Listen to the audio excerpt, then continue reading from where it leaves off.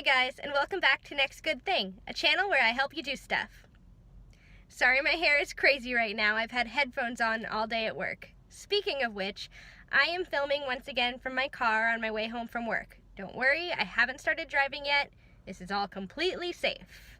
Anyway, today I want to talk to you about something that a few of my friends have talked to me about being really stressful for them: sending emails. Now, I did an episode already about how to make phone calls, and I'll link that here for you. The link is also in the description box below. However, sending emails is a little bit different than making a phone call. Emails are still a little bit more formal than text messages, but they're still not quite as formal as a phone call, and they're a lot more common than phone calls are nowadays. When you make a phone call, it's something that's probably really important, like making a doctor's appointment or calling someone for a date, something that really matters to you. With email, you have some luxuries that you don't have with phone calls. For instance, just the ability to see what you're writing before you send it and make sure that everything comes off the way that you want it to come off is a luxury that you don't necessarily have via phone, because you can't edit your words once you've said them. With email, you do have the opportunity to edit, and that's a big plus. Still though, a lot of us use email for things that are still pretty important, like applying to jobs or talking to your boss, or making contact with someone that you haven't contacted in a while, or even making a new connection or introducing someone to somebody else. If you're in high school or college or grad school, or even at your job, a lot of your stress related to emails might come from having to ask a superior, whether that's an advisor or a supervisor or some other kind of boss, for feedback or even for their time. Whereas email offers some advantages over making a phone call, like being able to edit yourself, it has some drawbacks too. For instance, on a phone call, when you're talking to someone, they can usually respond to you right away. With email, you have to wait for a response, and that can be really nerve-wracking for some people. So today, I'm here to help you break down some steps in sending an email that will hopefully help remove some of the stress of it for you. The first step is to formulate what you need to write the email for. And if you're having trouble whittling that down, try to just come up with as few sentences as possible. One sentence would be preferable, but don't put too much pressure on yourself. And just say, what do I want from this person? Now, you can note that information to yourself however you want. It can be something that you actually write down on a piece of paper, or just make a note of on your phone, or it can even be something that you just keep inside your head that you know. Examples of this are: I really need to check to make sure that my advisor is going to get me the letter of recommendation she promised. Or I need to check and see when this paper is due because I forgot and can't find my syllabus. Those are just a few examples, but honestly, it can be anything. So once you have this information or this goal of what you want to achieve through this email, the next step is to communicate this information to someone. Once you have this settled in your brain, if you feel like you can just type up that information into the email, then do it. That's excellent. But for some people, it takes a little bit more prep work than that.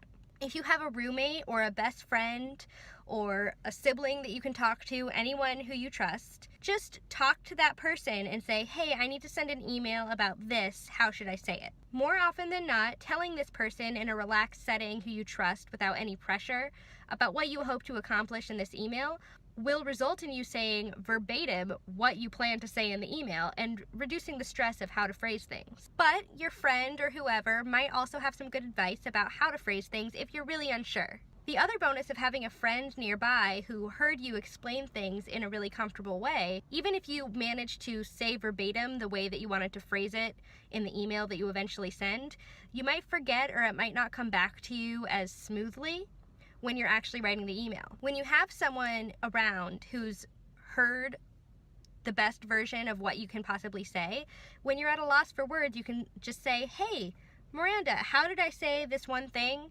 I liked how it sounded when I said it to you. And then they can parrot it back to you, so you're not completely on your own. Once you have the content of your email settled, whether on your own or with a friend, the next step is to type it up. I'm going to sound like every teacher you've ever had. Check for typos. Just make sure you're comfortable with all of the language in there and that you feel it represents you. Now it's time to move on to the next step.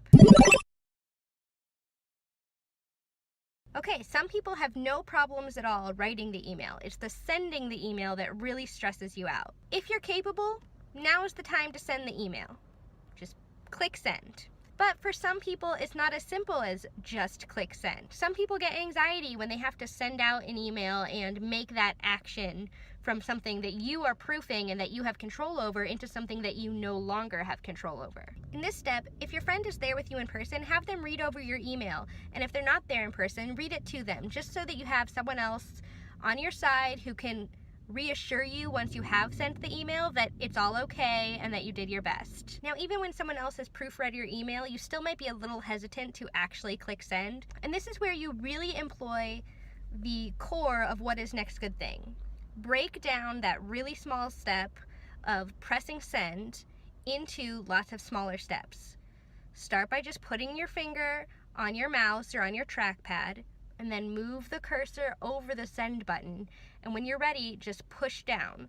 Don't think about it as you pressing send. Just think about it as you putting pressure on a button, and then before you know it, the email will have sent. It's okay. Now breathe easy and relax, and just take your mind off of it and focus on something else entirely. I know it's hard to relinquish control of things sometimes, and the thing is, once you no longer have to send that email, it is something that's no longer in your control, so you can go and focus on something else, because focusing on something that's outside of your control won't make you feel any better. Time to move on to the bonus round. Now, I have a friend who has a lot of trouble pressing the send button on those emails.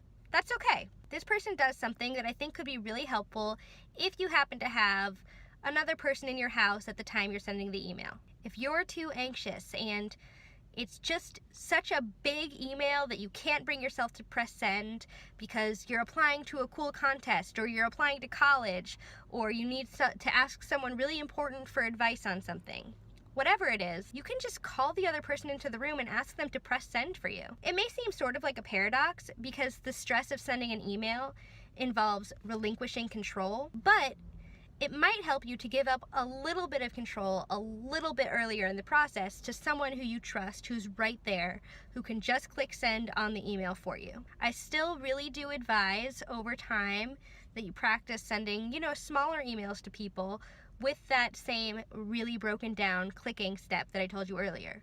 Hand on mouse or trackpad, cursor over button, light pressure down. So that's it for this week. I hope this helped you guys. Please like, subscribe, and share with your friends. And please leave me comments below about what kinds of things you want help with next good thinging. I release new videos every Wednesday. And don't forget, I believe in you.